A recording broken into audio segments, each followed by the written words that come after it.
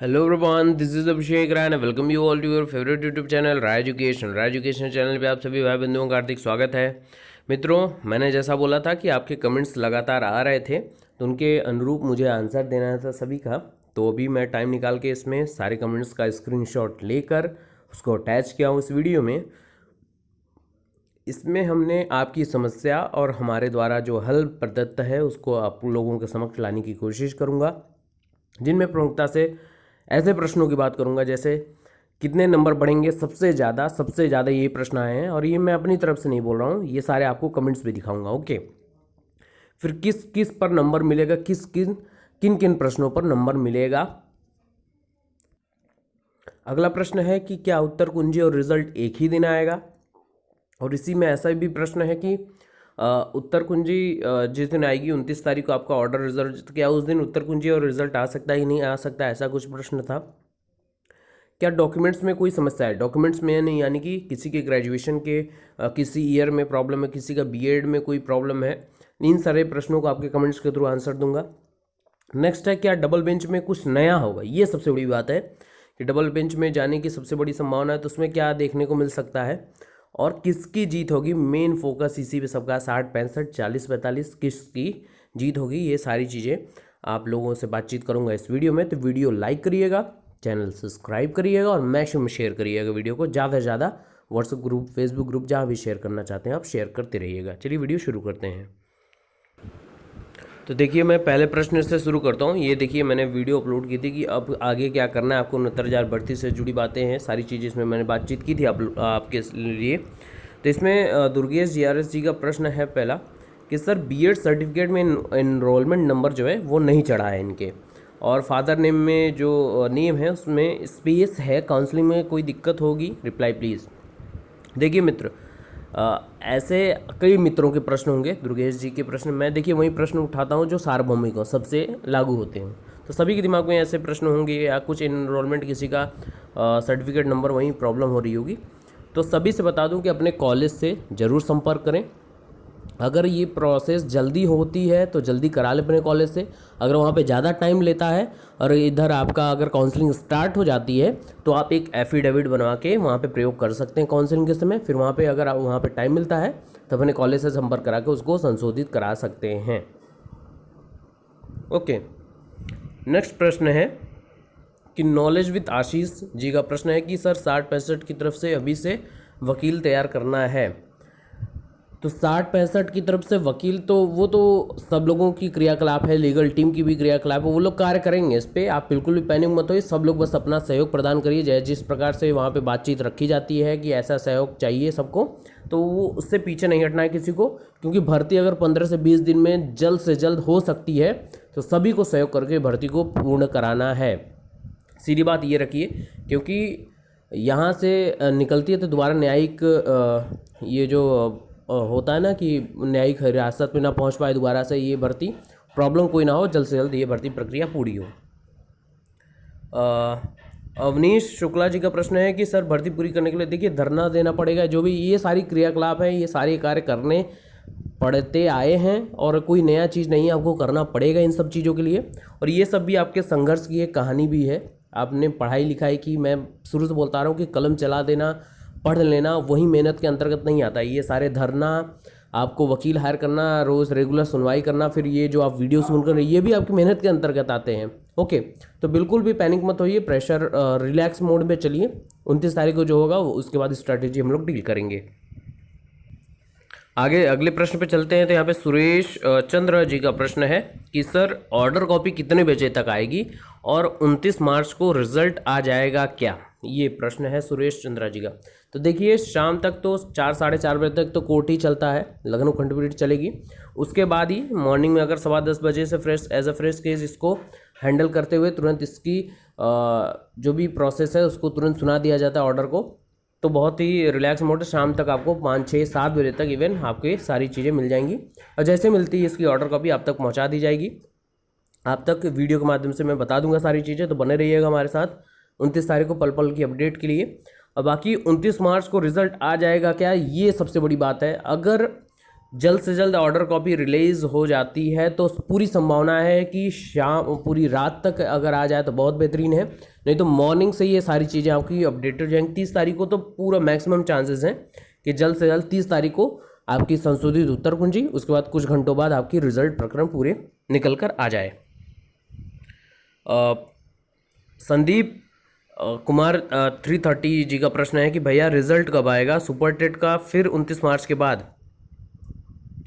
नहीं, 29 मार्च रिजल्ट जो प्रकरण है, जी हाँ 29 तारीख को तो आपकी ऑर्डर की रिलीज़ की सुनवाई आपकी रिलीज़ वो बताई जाएगी, सारी चीज़ें ऑर्डर को वहाँ पे पढ़ा जाएगा।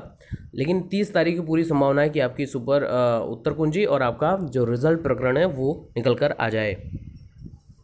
मुकेश जी का यहाँ पे प्रश्न है कि सर क्या टेट की सर्टिफिकेट जरूरी होगी या नेट वाला रिजल्ट मान्य होगा काउंसलिंग के लिए? देखिए, टेट और बीटीसी 4th सेमेस्टर की या 3rd सेमेस्टर की जो भी आपकी मार्कशीट है उसको लेकर बिल्कुल भी पैनिक मत होइए, क्योंकि ये पूरे प्रदेश का सबके लिए ये चीज़ लागू होगी।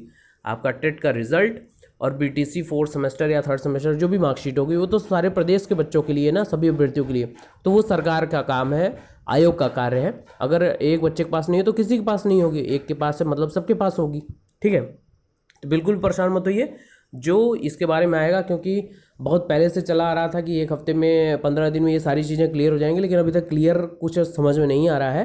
तो जैसे ही भर्ती प्रक्रिया आगे बढ़ती है 29 तारीख के बाद, तो सारी चीज़ें जल्द से जल्द होने लगेंगी। आप सरकार अगर इसके लिए प्रतिबद्ध है तो लगातार आपको सारी अपडेट मिलेगी हमारे द्वारा। बिल्कुल भी परेशान मत होइए, जैसे ही टेट और 4th सेमेस्टर की मार्कशीट के बारे में कोई भी आता है अनाउंसमेंट, आप तक हम जरूर पहुँचाएंगे।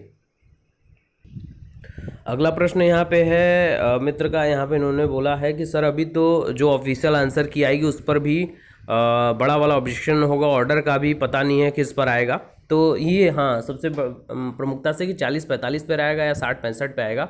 तो जितना भी आप लोगों ने, हम लोग पर डे जो भी कोर्ट अपडेट देते थे उतने से तो आपको लग गया होगा कि किस पे आना चाहिए, है ना, किसका पलड़ा मजबूत लग रहा है। वैसे 40-45 का तो कोई ऑप्शन ही नहीं था, 0 कट ऑफ या 60-65 था, यही दो ऑप्शन ही था। तो बिल्कुल भी आप परेशान मत होइए, जो है आप लोग को पता है, मजबूती से वो चीज़ रखा गया है, उसी की तरफ जो भी होगा वो आपके जजमेंट में आ जाएगा। बात करें अगर ऑफिशियल आंसर की वे क्या होगा क्या नहीं होगा, तो अगर आयोग इसके लिए प्रतिबद्ध है, करबद्ध है और बिल्कुल भी चाहती है कि जल्द से जल्द भर्ती प्रक्रिया पूर्ण हो, तो उसमें कोई भी आपको त्रुटि नहीं मिल सकती है आंसर की में, और उसके बाद तुरंत रिजल्ट निकल कर ये भर्ती प्रक्रिया आगे बढ़ेगी। और चलते हैं अगले प्रश्नों की तरफ। अब इसके बाद ये प्रश्न है लगातार कि दीपमाला जी के जैसे प्रश्न है कि कितने नंबर कॉमन मिलेंगे और कितने ऑप्शन से बता दीजिए प्लीज़ सर।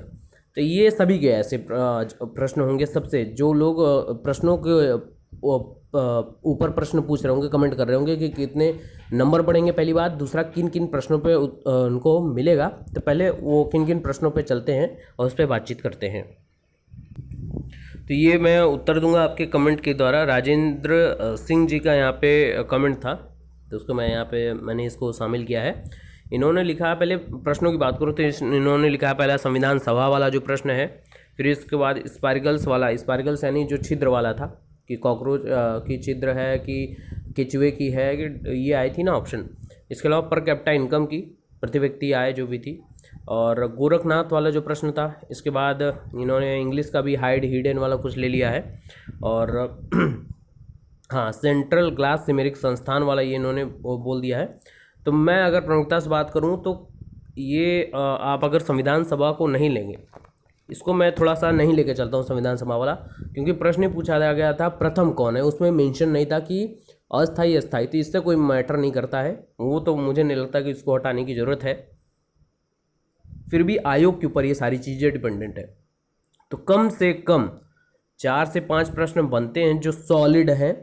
अगर आयोग चाहे तो इसमें कम से कम 2 या 3 नंबर तो कम से कम मिलेंगे सॉलिड। अगर बात करूँ कॉमन अंक की, अच्छा कुछ लोगों का इस पर भी प्रश्न था कि सर कॉमन अंक का मतलब क्या है। कॉमन अंक का मतलब है मित्र कि आप परीक्षा में बैठे हैं, प्रश्न पत्र में कोई प्रश्न कॉमन हो जाएगा तो सभी को बराबर से वो नंबर मिलेगा, चाहे आपने प्रश्न अटेम्प्ट किया हो, चाहे ना किया हो, चाहे गलत अटेम्प्ट किया हो। ठीक है, तो ये कॉमन का मतलब होता है। तो 2 या 3 नंबर कॉमन है।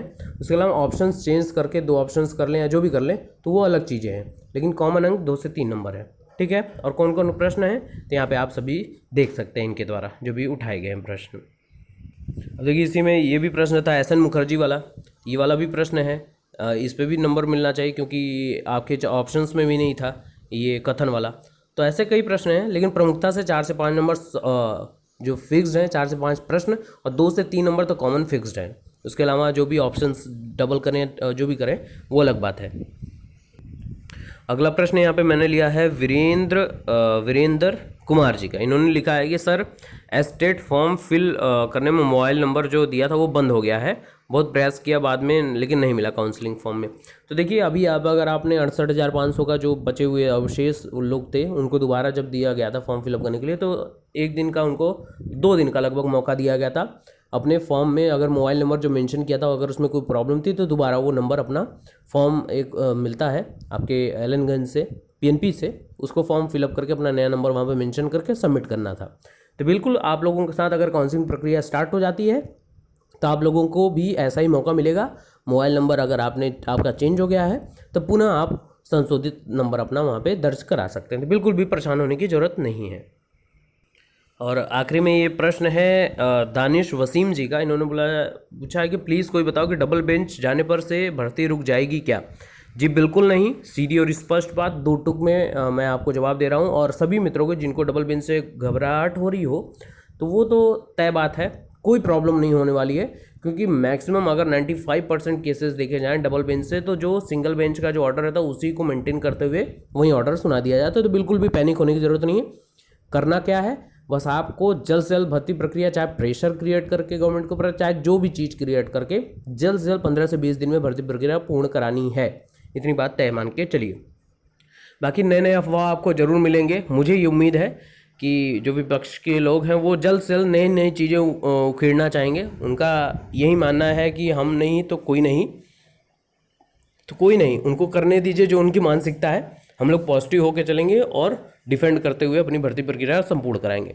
तो बने रहिए हमारे साथ, और जो भी आपके व्यक्तिगत प्रश्न हो इस वीडियो के नीचे जरूर कमेंट करें, हम उनको कंसीडर जरूर करेंगे। Stay tuned on Raj educational, stay blessed, stay motivated, God bless you all. और मैक्सिमम शेयर कर दीजिएगा ताकि ज़्यादा से ज़्यादा मित्र प्रश्नों को अपने कमेंट जरूर करें। God bless you all, Bharat माता की जय। Thank you so much.